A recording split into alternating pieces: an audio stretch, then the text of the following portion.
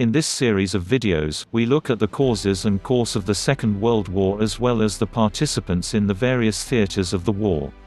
Today we look at Field Marshal Erwin Rommel, also known as the Desert Fox, commander of the Afrika Korps.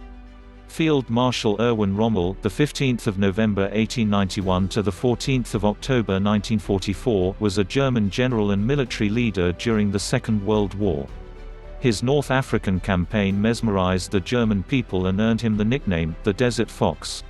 He was appointed Field Marshal in the Wehrmacht of the Third Reich during World War II. He earlier served in the Reichswehr of the Weimar Republic, and the Army of Imperial Germany.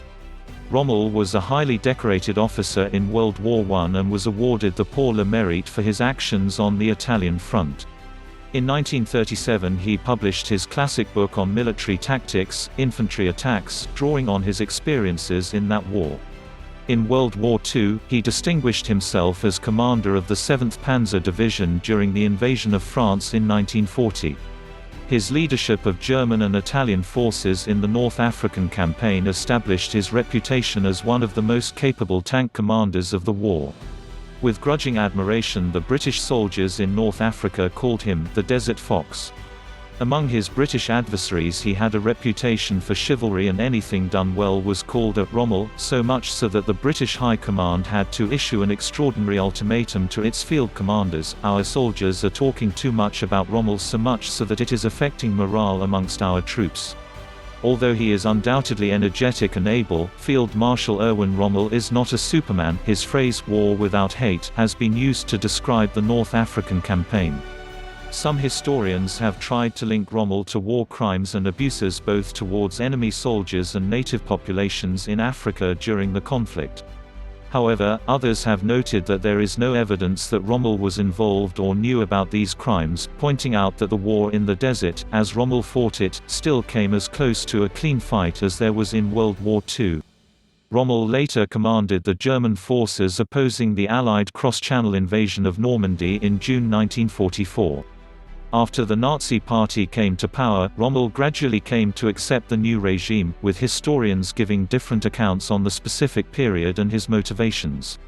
He is generally considered a supporter and close friend of Adolf Hitler, until near the end of the war, if not necessarily sympathetic to the party and the paramilitary forces associated with it.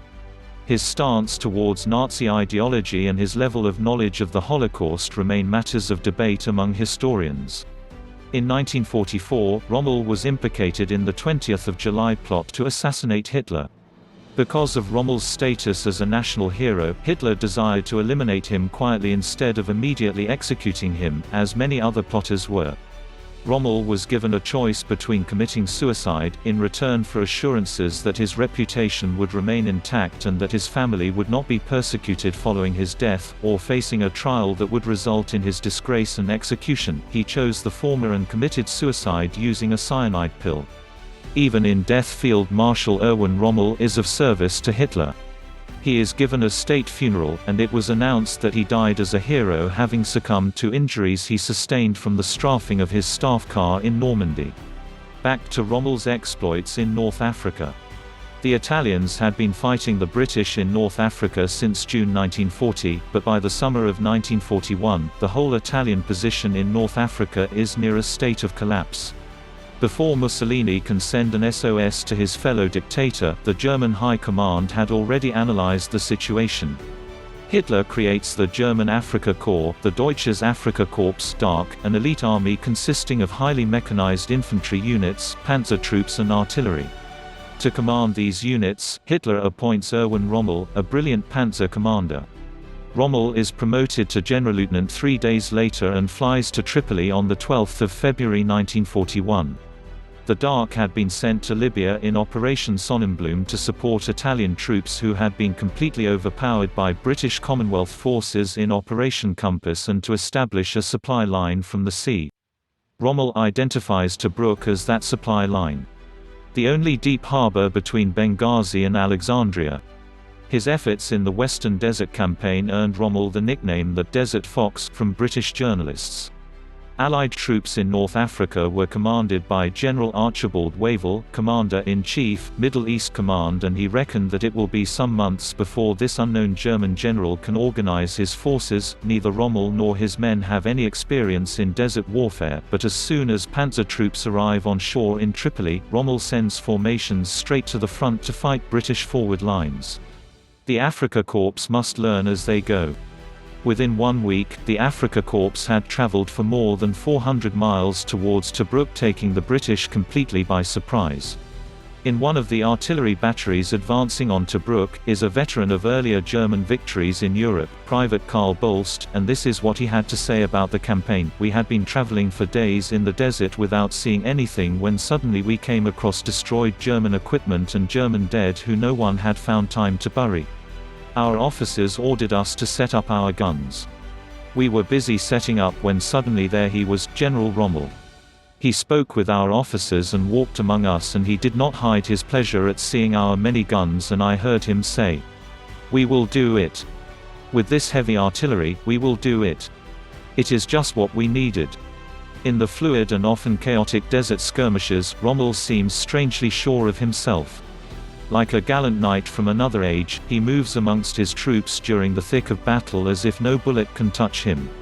Says one German soldier, "In desert warfare, we have no other god than Rommel." Under pressure from Rommel, Tobruk surrenders.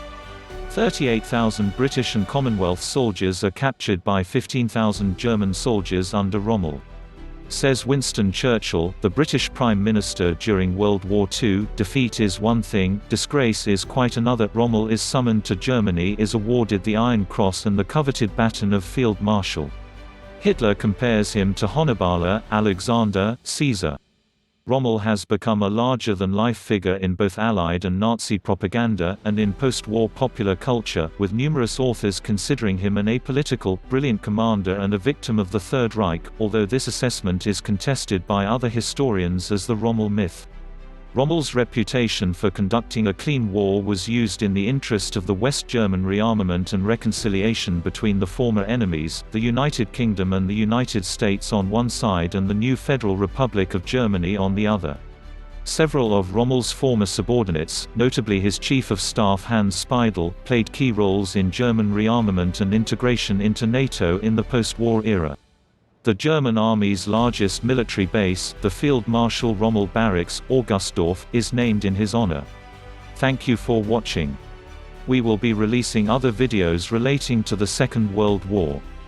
Please love, like and subscribe to our channel, and we will notify you when new videos are released.